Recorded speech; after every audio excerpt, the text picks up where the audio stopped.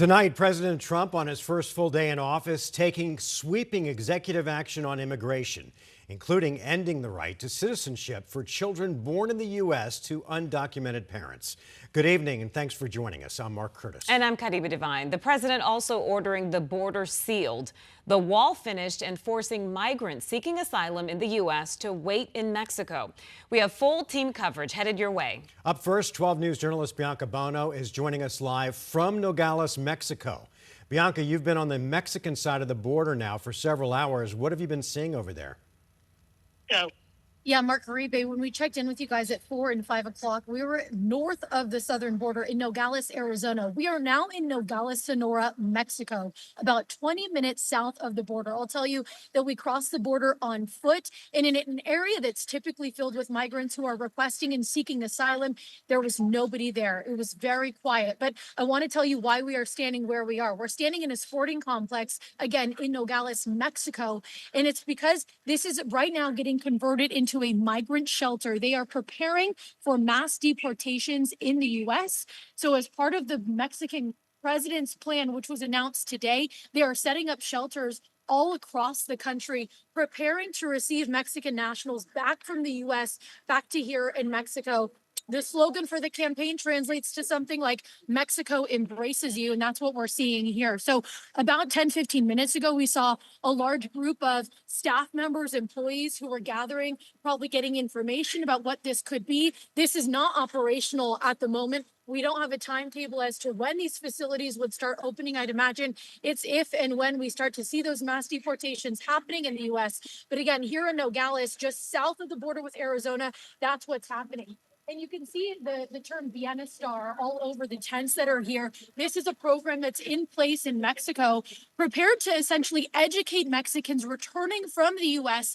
about benefits and programs that are available to them, resources that they're going to need access to once they come back to Mexico, whether it's financial resources, resources for housing. We're told there will be options for seniors that are coming back potentially from Mexico. And again, this facility, just to kind of give you the lay of the land, it's a sporting complex. It's open to the public.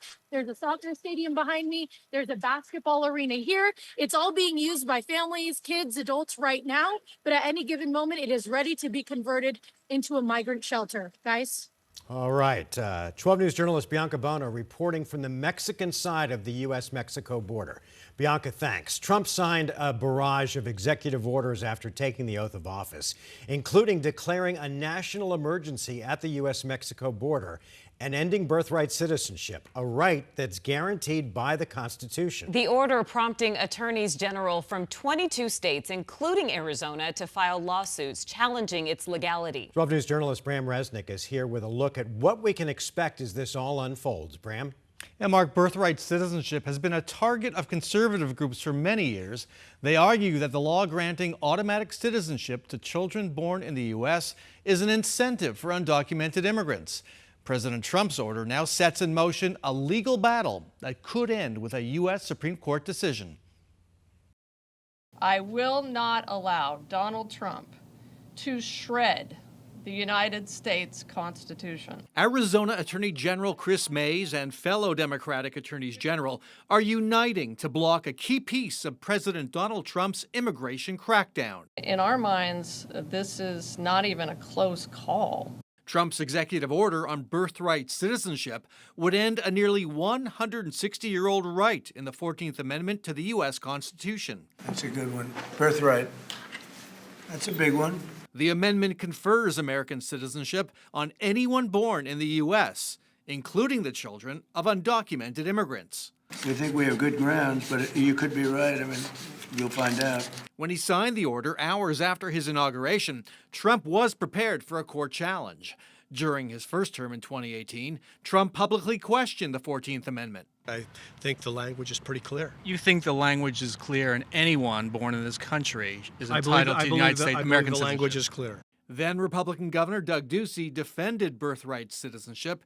It's been under attack for years from groups that favor restricting immigration. It was never intended to be an invitation to people from all across the globe to say, come here, have a kid on U.S. soil, and you will have an automatic U.S. citizen. Ira Melman is with the Federation for American Immigration Reform. And one of the ways to deal with illegal immigration, to deter it, is to stop incentivizing it.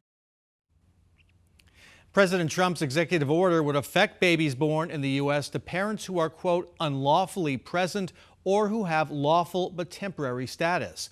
The order is set to take effect in a month, but lawsuits will likely result in its being put on hold pending a final ruling on its legality, again, perhaps by the U.S. Supreme Court. Graham Resnick, 12 News.